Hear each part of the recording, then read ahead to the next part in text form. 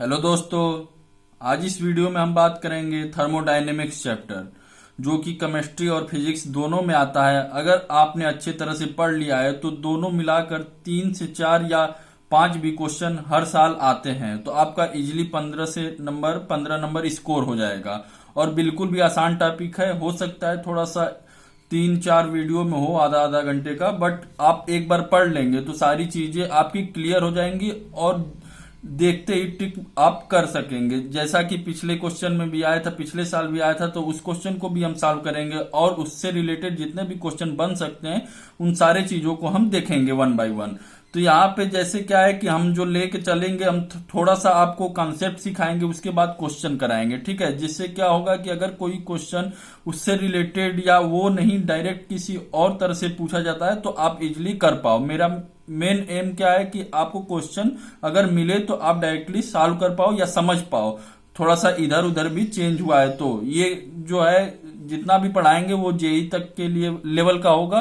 तो आप लोग बिल्कुल निश्चिंत रहें कि कोई कुछ भी छूटेगा, अगर कुछ छूटेगा तो हम वो चीज बता देंगे, आप अपने से खुद से पढ़ लीजिएगा। बट जो है हमारा कॉन्सेप्ट है वो हमें समझ में आ जाना चाहिए, क्योंकि इस पे देखेंगे तो कार्नाट इंजन जो कि बिल्कुल ही सिंपल है और ऐसे ही वर्क निकालने के लिए आ जाता है। तो अगर हम वो सब चीजें अगर अच्छे से पढ़ लिए हैं तो हमारा जो भी 2-3 क्वेश्चन आता है या 5 क्वेश्चन आता है तो हमारा कंफर्म हो जाएगा और जल्दी से भी सॉल्व हो जाएगा। तो हम देखेंगे भी। चलिए स्टार्ट करते हैं सबसे पहले कि थर्मोडायनेमिक्स क्या होता है। तो थर्मोडायनेमिक्स, इसको हम 2 पार्ट में अगर डिवाइड करें तो थर्मो मतलब होता है कि एनर्जी, आप पढ़े भी होंगे थर्मो हीट से रिलेटेड। तो इसको हम और सिंप्लीफाई करें और अंदर जाए तो इसको जो होता है एनर्जी को भी 2 तरह से डिवाइड किया गया है। एक स्टोर फार्म की एनर्जी होती है, एक मोशन।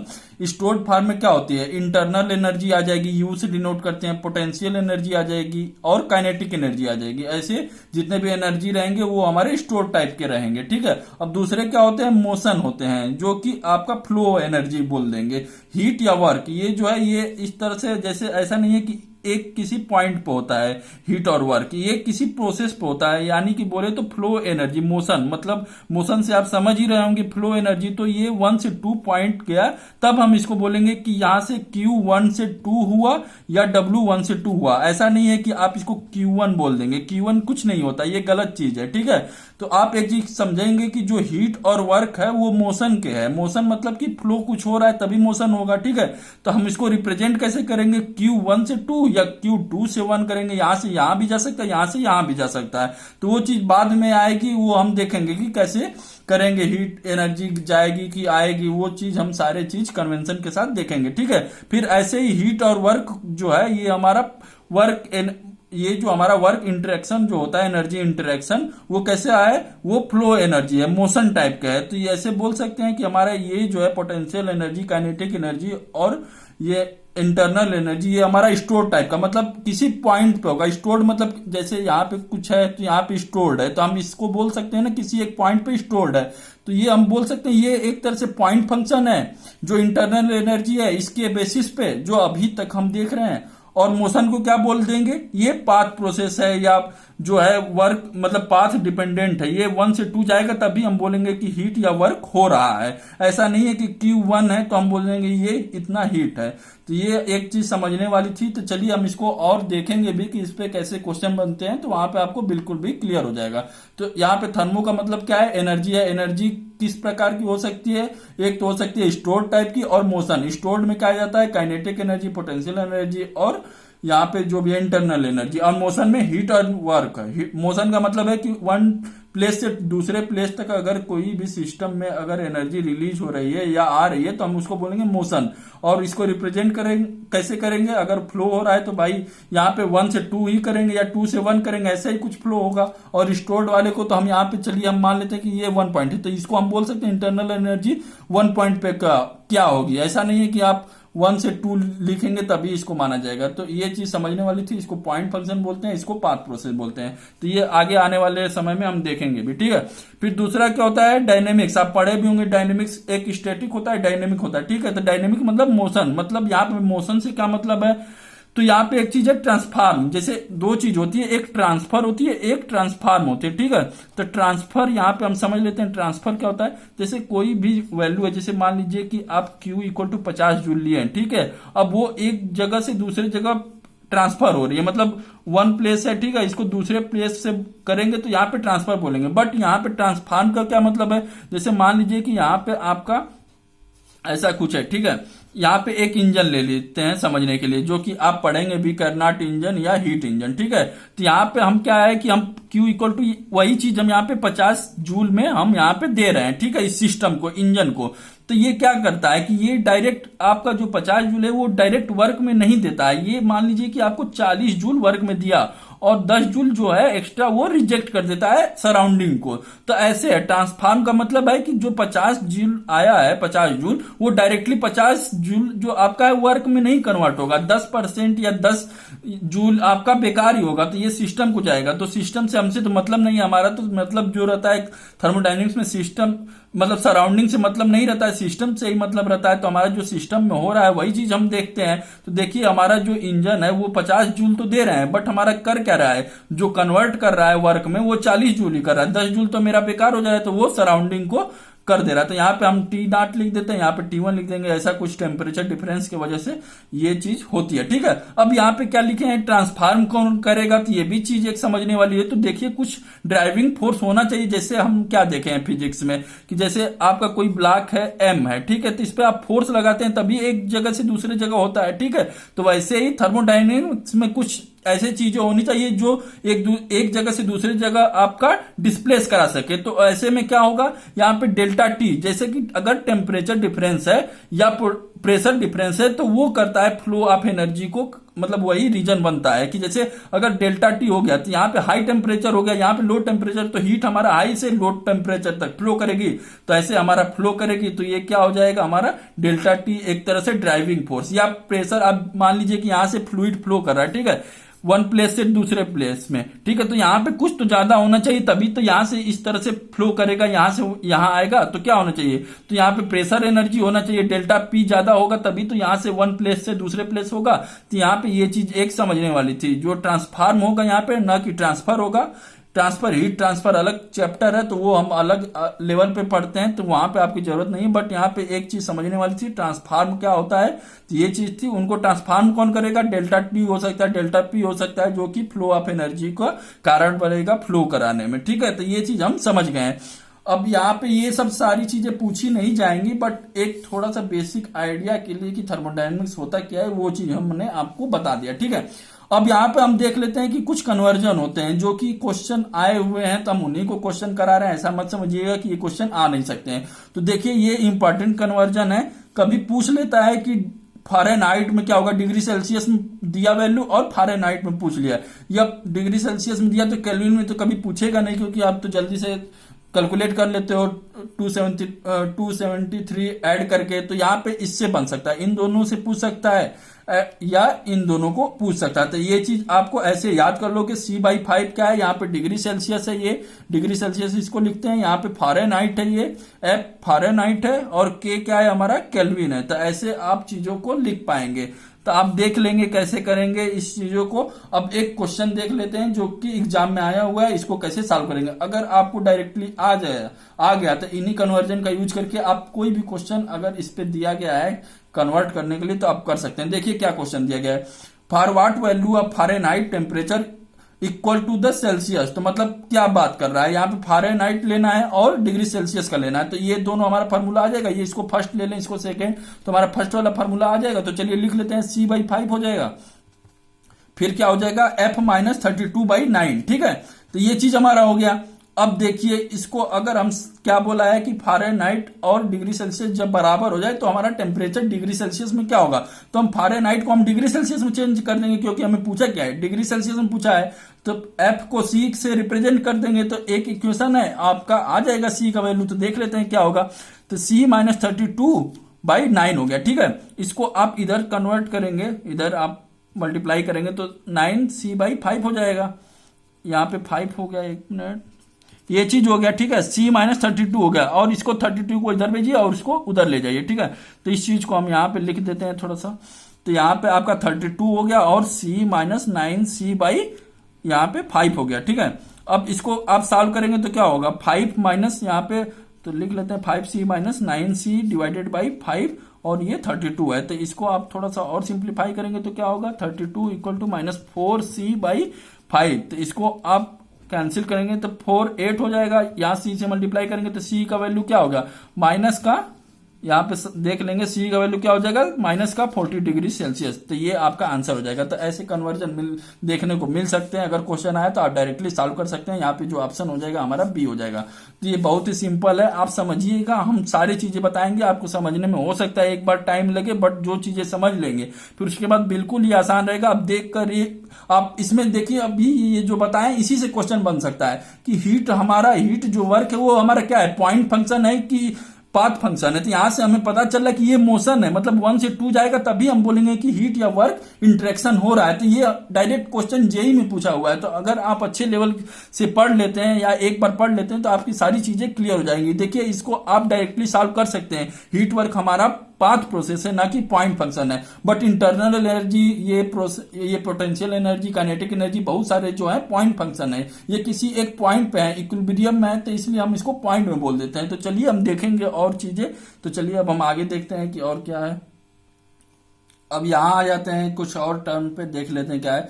अब देखिए जीरोथ लॉ आपका डायरेक्टली क्वेश्चन पूछा गया है बीएचयू बीएससी एंट्रेंस में। तो आप देख लेंगे 5 साल के पेपर में आपको ये चीजें मिल जाएंगी। तो देखिए जीरोथ लॉ किससे, मतलब डायरेक्ट पूछ देता है कि जीरोथ लॉ किससे, मतलब किससे वो कर रहा है, मैच कर रहा है, मतलब किसके प्रोपोर्शनल है या किस चीज से रिलेटेड है। तो आप क्या बोलोगे, जीरोथ लॉ है जो टेम्परेचर से, अभी देखेंगे भी कि ये क्यों टेम्परेचर से ही रिलेटेड है। ठीक है, फर्स्ट लॉ आपका इंटरनल एनर्जी से है। तो ये सारी चीजें हम पढ़ेंगे बाद में, अभी के लिए बस थोड़ा सा आप देख लीजिए कि इंटरनल एनर्जी जो होता है ये फर्स्ट जो लॉ है उसी का आउटकम होता है। जब आउटकम्स देखेंगे तो इसमें देखेंगे कि इंटरनल एनर्जी जो आती है वो फर्स्ट लॉ से ही आती है। ठीक है, और इंटरनल एनर्जी क्या है, फॉर रियल के लिए ये क्या हो जाता है, टेम्परेचर के प्रोपोर्शनल हो जाता है। ठीक है, तो फॉर सॉरी यहाँ पे आइडियल के लिए होगा, रियल के लिए नहीं। रियल के लिए कुछ और होता है, तो वो रियल चीजें आपसे नहीं पूछेंगी, आपसे जो पूछेगा वो आइडियल पूछेगा। ठीक है, तो हम सारी चीजें आइडियल पे ही देखेंगे, जो चीज रियल की है वो हम देख लेंगे जो क्वेश्चन बनता है। तो यहाँ पे अब सेकेंड लॉ पूछेगा तो ये एंट्रोपी से है। यहाँ पे इसको फर्स्ट लॉ को हम क्वांटिटी भी बोलते हैं, क्वांटिटी लॉ। तो अगर पूछ देगा कि क्वांटिटी लॉ किसको बोलते हैं तो यहाँ पे आप समझ जाएंगे कि ये फर्स्ट लॉ है, क्योंकि आपको डायरेक्ट ये बताता है कि इतना से इतना चला गया, ये नहीं बताता है कि किस डायरेक्शन में गया, तो इसलिए क्वांटिटी बोलते हैं। और सेकेंड वाले को जो एंट्रोपी होता है वो क्वालिटी लॉ होता है। ये डायरेक्शन हमें डिसाइड करता है कि इधर से, मतलब वन प्लेस पे, जैसे यहां से 1 से 2 जाएगा कि 2 से 1 जाएगा, तो ये चीजें हमें एंट्रोपी बताता है। ठीक है, ये सेकेंड लॉ बताता है। सेकेंड लॉ किससे रिलेटेड है, एंट्रोपी। और एंट्रोपी का अगर हम फॉर्मूला देखें तो यहाँ पे डेल क्यू बाई टी होता है। ठीक है, तो आप एक चीज और ऑब्जर्व किए कि यहाँ पे भी टी का फंक्शन है, यहाँ पे भी टी का फंक्शन है। ठीक है, और जो थर्ड लॉ है वो एब्सोल्यूट टेम्परेचर से रिलेटेड है, तो ये भी टेम्परेचर का है। तो आप देख सकते हैं कि ये सारी चीजें टेम्परेचर से ही कहीं ना कहीं रिलेटेड है हमारी। तो देखिए अब सारी चीजें तो रिलेटेड है टेम्परेचर से, तो इसका नाम जीरोथ लॉ क्यों पड़ा। देखिए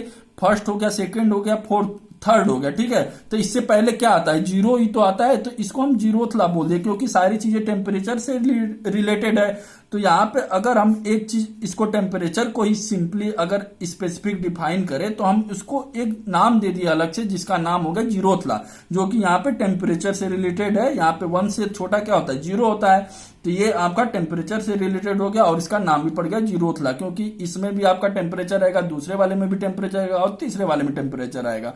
तो ये चीजें हम देखेंगे भी, बस आपको नाम बताने के लिए ये चीज लिख दिए हैं, क्यों क्यों क्यों इसका नाम जीरोथ लॉ पड़ा है। ठीक है, और ये टेम्परेचर है तो आप समझ ही सकते हैं टेम्परेचर क्या है, थर्मामीटर टेम्परेचर ही तो नापता है। जैसे आप मुंह में लगाते हैं या आप करते हैं तो आपका टेम्परेचर जितना रहता है वो मेजर कर देता है। ठीक है, तो इस पे एक क्वेश्चन आया हुआ है, उसको देख लेते हैं जो बीएचयू बीएससी में आया हुआ है, फिर उसके बाद आगे देखेंगे। ठीक है, फिर इसमें देखिए क्वेश्चन बीएचयू बीएससी में डायरेक्ट दिया गया है, आपको बिल्कुल भी नहीं टाइम लगेगा अगर आप एक बार भी चीजों को पढ़े हुए हैं। ठीक है, तो which law of thermodynamic the concept of temperature, which law of thermodynamic the concept of temperature is related. तो आप देख लीजिए रिलेटेड तो सारे चीजें हैं टेम्परेचर से, बट डायरेक्टली जो है स्पेसिफिक जो टेम्परेचर के लिए बनाया गया वो क्या है, जीरोथ लॉ है हमारा। तो इसका आंसर क्या हो जाएगा, जीरोथ लॉ हो जाएगा। ठीक है, तो ऐसे क्वेश्चनों को आप देख कर ही सॉल्व कर सकते हैं, बिल्कुल भी टाइम नहीं लगेगा। और जीरोथ लॉ को अगर हम समझना चाहें तो एक चीज और देख सकते हैं कि अगर मान लीजिए कि इसको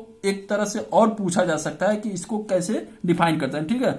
तो मान लीजिए कि यहाँ पे आपके पास ए ब्लॉक है, यहाँ पे बी ब्लॉक है, यहाँ पे आपका सी ब्लॉक है, ठीक है।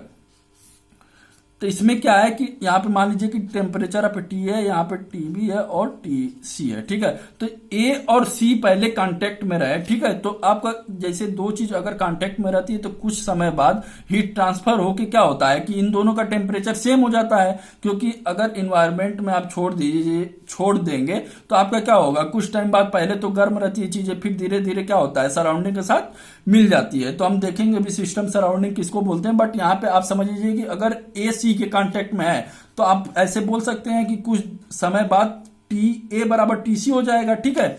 और फिर बी यहाँ पे ये हो गया, ठीक है। फिर उसके बाद क्या है, अगर बी और सी के कांटेक्ट में है तो देखिए बी और सी कुछ समय बाद ये हो जाएगा कि temperature of A C equal to temperature of A B हो जाएगा, ठीक है। तो ये चीज हो जाएगा और इन दोनों को मतलब कंक्लूड करके ऐसा बोल सकते हैं जब ये इसके बराबर हो गया और ये इसके बराबर हो गया तो हम ऐसे बोल सकते हैं ये जो हमारा जो टी ए है टी बी के बराबर हो गया।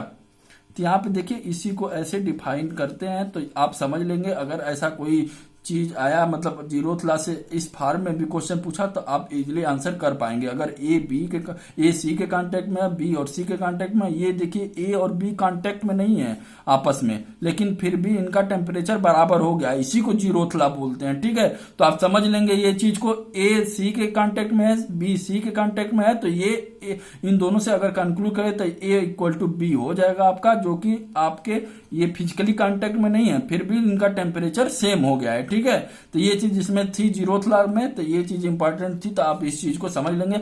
और जिन लोगों को भी लगता है कि नहीं समझ में आ रहा तो आप पूछ सकते हैं, हमने अपना नंबर दे दिया है तो आप वहां से डायरेक्टली पूछ सकते हैं, या कोई भी क्वेरी है आप कर सकते हैं या डायरेक्टली पूछ सकते हैं कि क्या होना चाहिए, कैसे पढ़े या कुछ भी हो तो हम बता देंगे आपको कि किस चीज पढ़ेंगे। क्योंकि होता क्या है ना कि कंपटीशन में सारी चीजें नहीं पढ़नी रहती, हमें कुछ चीजें ही पढ़नी रहती है बट अच्छे से पढ़नी रहती है। आप सारे चीजें पढ़ लेंगे, आपसे वहां क्वेश्चन नहीं बनेगा तो सारी चीजें आपकी बेकार हो जाएगी और आपका जितना भी मेहनत है वो भी बेकार हो जाएगा। तो जो पढ़िए अच्छे से पढ़िए, सारी चीजें पढ़ने से नहीं कंपटीशन निकलता है, कुछ अच्छी चीजें पढ़िए, जिससे पढ़िए वो कंसेप्ट क्लियर होना चाहिए, मेन ये है।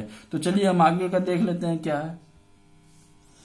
अब हम आ जाते हैं सिस्टम और सराउंडिंग क्या होता है, ठीक है। तो यहाँ पे कुछ चीज इंपॉर्टेंट है, पढ़ना जरूरी नहीं है बट आगे टर्म आएगा सिस्टम किसको बोलते हैं तो यहाँ पे समझना जरूरी है, इसलिए एक बार देख लेते हैं। हो सकता है कभी पूछ भी ले कि कुछ कैसे होता है, यहाँ पे थोड़ा सा देख लेंगे, कोई वो नहीं है कि हाँ नहीं समझ में आएगा। देखिए क्या है सिस्टम क्या है, जैसे हमारा एक सिस्टम ले लीजिए, यहाँ पे मान लीजिए कि इसको हम सिस्टम मान लेते हैं, ठीक है। और इसमें क्या हो रहा है कि ये हमारा मान लीजिए कि कुछ है पार्टिकल, यहाँ पे आप हीट करते हैं तो क्या होता है, ये सब मतलब हीट करेंगे तो आपका गर्म होगा, ठीक है। गर्म करेंगे तो आपका क्या होता है कि आप मान लीजिए हम पानी को ही ले लेते हैं, तो ये आपका मान लीजिए केतली टाइप का है, ठीक है। यहाँ पे पानी है, ये आप हीट कर रहे हैं तो ये आपका कुछ ऐसे मॉलिक्यूल्स हैं और ये कुछ समय बाद हीट होने के बाद ये क्या होगा, ये कुछ इवापोरेट होंगे, ठीक है। तो स्टीम में बनेंगे, तो आप हीट दिए तो क्या हो गया, ये चीजें 100 डिग्री के बाद आपकी स्टीम में कन्वर्ट हो गए, ठीक है। तो यहाँ पे जो सिस्टम हम किसको बोलेंगे, ये जो हमने लिया है, ये हमने पूरा ये चीज जो हमने यहाँ पे केतली लिया है, इसमें पानी लिया है, ये सब जिसमें ये चीजें हो रही हैं, जिसमें ये सब गर्म हो रही है, तो ये चीजें क्या है, ये हमारी सिस्टम हो जाएगी, ठीक है। और सराउंडिंग क्या किसको बोलते हैं, यहाँ से जितना तक, यहाँ पे मान लीजिए कि कुछ दूरी तक, ऐसा तो है नहीं कि पूरा यूनिवर्स में आपका ये चीजें अफेक्ट कर रही है, मतलब गर्म हो जाता है। आप थोड़ा सा यहाँ पे मुंह लगाएंगे तो आपका जो चेहरा लगाएंगे यहाँ पे तो थोड़ा सा आपको गर्म फील होगा, ठीक है। तो यहाँ पे तक तो इफेक्ट आ रहा है, तो उस सराउंडिंग तक, मतलब यहाँ पे लिखे हैं सराउंडिंग किसको बोलेंगे, around which the system around which the heat transfer take place. तो वो मतलब वो प्लेस, वो डिस्टेंस जहां तक आपका हीट ट्रांसफर होता रहता है तो उसको हम क्या बोलेंगे, सराउंडिंग बोलेंगे, ठीक है। सिस्टम किसको बोलेंगे, जहां पे ये चीजें हो रही हैं, आप गर्म कर रहे हैं, ये स्टीम में कन्वर्ट हो रहा है, जो पानी गर्म हो रही है, मॉलिक्यूल्स आपके इधर उधर आपस में भाग रहे हैं, तो ये चीजें जो सारी हो रही है वो हम उसको सिस्टम बोलेंगे, ठीक है। और इनके अफेक्ट से, इनके कारण जो हमारा हीट ट्रांसफर हो रहा है, जितना भी दूरी तक हो रहा है, मान लीजिए कि आपका यहाँ पे कुछ मान लीजिए कि 10 सेंटीमीटर तक हो गया, हम मान लेते हैं कि यहाँ पे चेहरा लगाते हैं पास में तो आपका गर्म होता है, ठीक है। कुछ दूर पर ऐसा तो है नहीं कि किचन के बाहर चले गए, आप देख रहे हैं तो आपको गर्म फील हो रहा है, तो वहां तक नहीं होगा, तो हम उसको सराउंडिंग बोलेंगे जहां तक इसका अफेक्ट होगा, इसका इफेक्ट होगा उस चीज को। तो क्या बोले सराउंडिंग को, around which the system, around which the heat transfer taken place, ठीक है। तो जहां तक आपका हीट ट्रांसफर इफेक्ट करेगा तो उसको हम सराउंडिंग बोलेंगे। और सिस्टम किसको बोलेंगे, जहां पे ये सारी चीजें हो रही है, जो गर्म कर रहे हैं, तो जो चीजें हमारी वाटर मॉलिक्यूल्स इधर उधर भाग रहे हैं तो उसको हम सिस्टम बोलेंगे, ठीक है। और इनसे दोनों से मिलके क्या बनता है, यूनिवर्स बनता है, ठीक है, सिस्टम प्लस सराउंडिंग, ठीक है। तो यहाँ पे एक चीज समझने वाली है कि जो यूनिवर्स है ये छोटा भी हो सकता है, स्मॉल भी हो सकता है और बड़ा भी हो सकता है, बिग भी हो सकता है, ठीक है। कैसे हो सकता है, जैसे आपने ये मान लिया है, ठीक है, ये सारी चीजें सिस्टम है, आप पानी गर्म कर रहे हो, ठीक है। अब फिर क्या है, आप मान लो कि ज्यादा से ज्यादा क्या होगा, किचन तक आपका गर्म हो जाएगा जब तक पानी गर्म कर रहे हैं, तो आप उसी को तो यूनिवर्स मानोगे। ऐसा नहीं है कि यूनिवर्स पूरा संसार को ही मानते हैं। यहाँ पे थर्मोडायनेमिक्स में जो है वो चीजें क्या है, हम सिस्टम प्लस सराउंडिंग किसको बोलेंगे, सिस्टम उसको बोलेंगे जहां पे हीट ट्रांसफर या आप कुछ चीजें आप एक्सटर्नली कर रहे हैं, ठीक है। आप सराउंडिंग किसको बोलेंगे, उसके कारण जो अपने आप हो रहा है चीजें, उसको हम सराउंडिंग बोल देंगे, ठीक है। तो जहां तक हमारा हीट ट्रांसफर होता रहेगा हम उसको सराउंडिंग बोलेंगे और सिस्टम बोलेंगे, और इन दोनों से मिलके आपका यूनिवर्स हो जाएगा। तो ये चीजें बड़ी भी हो सकती है, छोटी भी। यहाँ पे देखेंगे तो आपको किचन तक ही सारे इफेक्ट देखने को मिलेंगे, तो यहाँ पे स्मॉल बोल देंगे। अब मान लीजिए कि बहुत बड़े चीजें वो गर्म कर रहे हैं या बहुत चीजें बड़े, अब जैसे बॉयलर वायलर हो गया यहाँ पे, तो ये सब सिस्टम है आपका, तो वो हम देखेंगे कि किस प्रकार का सिस्टम है। तो बट वहां पे जब सारी चीजें बड़ी रहती हैं तो वहां पे हम बोल सकते हैं कि वो बड़े चीजों तक यूनिवर्स एक्सटेंड कर सकता है। तो ये देखिए आपका एक एग्जांपल ले लिया, कप ऑफ टी क्या होता है, आपने चाय लिया है, इसमें आपकी मान लीजिए ये चाय है, ठीक है। तो क्या करते हैं, आपका चाय जब स्टार्टिंग में रहती है तो गर्म रहती है, ठीक है, तो वो जहां पे रहती है वो हम इसको सिस्टम बोल दिए, ठीक है। और जहां तक इसका अफेक्ट रहेगा, ऐसा तो नहीं है कि पूरे बहुत ज्यादा दूर तक रहेगा, तो थोड़े से ही दूर तक इसका अफेक्ट रहेगा, कुछ चीजें गर्म रहेगी, तो इसको हम क्या बोलेंगे, सराउंडिंग बोलेंगे, जहां तक ये सारी चीजें हमारी इफेक्ट करेगी या जहां तक इसका अफेक्ट रहेगा। तो ये हमारा सिस्टम प्लस सराउंडिंग हो गया। तो ये चीजें हम ऐसे समझ सकते हैं, ठीक है। यहाँ पे नोट करके लिखे हैं कि क्या है, साइज ऑफ ए सिस्टम क्या होता है, तो size of A system can be, size of A system क्या, यहाँ पे साइज ऑफ ए यूनिवर्स होगा। तो ये चीजें थी, साइज ऑफ ए यूनिवर्स बोल देंगे। अगर यूनिवर्स बोल दिए तो सिस्टम और सराउंडिंग दोनों आ जाती है चीजें। तो ऐसे सिस्टम को ही हम डायरेक्टली नहीं बोल सकते स्पेसिफिक कि size of A system can be small big, ये तो हो ही सकता है। अब ये होगा बड़ा तो आपका यूनिवर्स भी बड़ा होगा। तो ये चीजें थी। तो according to our system and surrounding, तो क्या बोल सकते हैं कि साइज ऑफ ए यूनिवर्स जो है कैन बी स्मॉल और बिग और अकॉर्डिंग टू अवर सिस्टम। अगर सिस्टम हमारा बड़ा है तो हमारा यूनिवर्स भी बड़ा होगा, और सराउंडिंग हमारा बड़ा है तो ये चीजें आपस में एक दूसरे से रिलेटेड है। तो ये चीज हम समझ लेंगे, ठीक है। अब आ जाता है कि टाइप्स ऑफ सिस्टम। ये सारे क्वेश्चन पूछे गए हैं, इसलिए हम आपको थोड़ा सा टाइम दे रहे हैं। ये बेसिक है, एक बार समझ लेंगे तो आगे आने वाले टाइम में आपको बहुत ही जल्दी सारी चीजें समझ में आने लगेंगी। अब टाइप्स ऑफ सिस्टम में क्या होता है, ठीक है। तो यहाँ पे देखिए ये जो चीजें हमने बाउंड्री बनाया था, तो हो सकता है ये क्लोज्ड भी हो सकता है ये चीज ओपन भी हो, ये हो सकता है आइसोलेटेड हो। तो यहाँ पे इसको डिफाइन करने का पैरामीटर क्या है, किसको क्लोज बोलेंगे, किसको ओपन बोलेंगे, किसको आइसोलेटेड बोलेंगे। तो यहाँ पे दो चीज है, यहाँ पे हम देख लेंगे। पहला तो है कि मास और दूसरा है कि एनर्जी, ठीक है। अगर मास ट्रांसफर हो रहा है, ठीक है, तो हम उसको ओपन बोलेंगे। यहाँ पे ये सारी चीजें ट्रांसफर से रिलेटेड है, ठीक है। तो यहाँ पे हम लिख देते हैं मास और एनर्जी ट्रांसफर है, ठीक है। देखिए अगर पहले वाले में क्लोज किसको बोलेंगे, जैसे ये कोई भी चीज है यहाँ पे आप क्लोज कर दिए, यहाँ पे वाटर मॉलिक्यूल से इसको डिब्बे में बंद कर दिए, ठीक है। बट यहाँ पे होता क्या है कि कुछ समय बाद आपका एनर्जी जो है रिलीज करेगी, ठीक है। तो इसको हम बोल सकते हैं कि क्लोज सिस्टम है, जो कि आपका मास तो बाहर अंदर जा नहीं रहा, बट एनर्जी कुछ टाइम के लिए तो रिलीज करेगी ही। तो ऐसे बोल सकते हैं कि ये जो क्लोज्ड है इसमें मास तो नहीं जाएगा, बट एनर्जी इंटरेक्ट कर सकता है। जो सराउंडिंग है, ये मान लीजिए सराउंडिंग है, तो यहां से तो थोड़ा बहुत आ ही सकता है। जैसे मान लीजिए प्लास्टिक के डिब्बे में आप इस गर्म पानी को रख दिए, ठीक है, तो आपका जो सिस्टम है ये तो क्लोज सिस्टम हो गया, क्योंकि पानी तो फिक्स हो गया। आप तो जब डिब्बे को बंद कर दिए हैं तो उसके बाहर तो आने का नहीं है पानी, बट यहाँ पे कुछ समय के लिए हीट जो है, जो पानी गर्म है वो तो ठंडा होगा ही। तो वहां पे एनर्जी देख सकते हैं कि आपका इंटरेक्ट कर रहा है सराउंडिंग के साथ। ऐसे बोल सकते हैं कि मास तो इंटरेक्ट नहीं कर रहा, मास ये जो क्रॉस बनाए ये पे मास आपका नहीं इधर उधर कर रहा है, मतलब फ्लो नहीं कर रहा है आपका क्लोज सिस्टम में, और एनर्जी इंटरेक्ट कर रही है। तो ऐसे चीजों को हम क्लोज सिस्टम बोलेंगे। इसका इसका एग्जांपल देखना है तो पिस्टन जो गाड़ी में लगा रहता है, तो आप क्या करते हैं, फ्यूल डालते हैं, तो ऐसा तो है नहीं कि फ्यूल डालते हैं दूसरे साइड से निकल जाता है, बट यहाँ पे फ्यूल डालते हैं तो आपको क्या मिलता है, एनर्जी तो इंटरेक्ट होती है, गाड़ी तो चलती है, एनर्जी मिलती है तभी तो गाड़ी चलती है, तो उसको हम पिस्टन बोलेंगे। ठीक है, पिस्टन जो है हमारा इसी का एग्जांपल है, क्योंकि पिस्टन इसी पे वर्क करता है, जो गाड़ी रहता है उसमें सारी चीजों में पिस्टन लगा रहता है। तो ये चीजें अगर नहीं समझ में आ रही तो आप एग्जाम्पल के लिए समझ सकते हैं और इससे भी समझ सकते हैं। ठीक है, ओपन चीज क्या है, जैसे आपने टरबाइन देखा होगा, बॉयलर देखा होगा, जो बड़े चीजों पे जैसे आपकी इलेक्ट्रिसिटी जो मतलब पैदा होती है, इलेक्ट्रिसिटी जिससे, तो ये सारी चीजें इसी से रिलेटेड है। ठीक है, तो यहाँ पे क्या है कि यहाँ पे जो है मास भी इंटरेक्ट कर रहा है, मास मतलब ऐसा कुछ होगा तभी तो मास इंटरेक्ट कर रहा है। यहाँ पे एनर्जी मतलब मास आपने डाला और मास निकल गया, तो यहाँ पे आपको इमेजिनरी सिस्टम डिफाइन करना रहता है। तो यहाँ पे ऐसे बोल सकते हैं जो सिस्टम है इसको हम बाउंड्री जो है इसका सिस्टम का ऐसे इमेजिनरी भी हो सकता है अपने कन्वीनियंट के अनुसार कि क्या है, तो वो हम डिपेंड करता है कि कैसे है। तो यहाँ पे जो समझने वाली बात थी कि ओपन में क्या होगा कि मास भी इंटरेक्ट करेगा, मतलब मास अंदर आ भी सकता है, बाहर जा भी सकता है, और एनर्जी भी। तो ऐसे को एग्जाम्पल को बोले तो यहाँ पे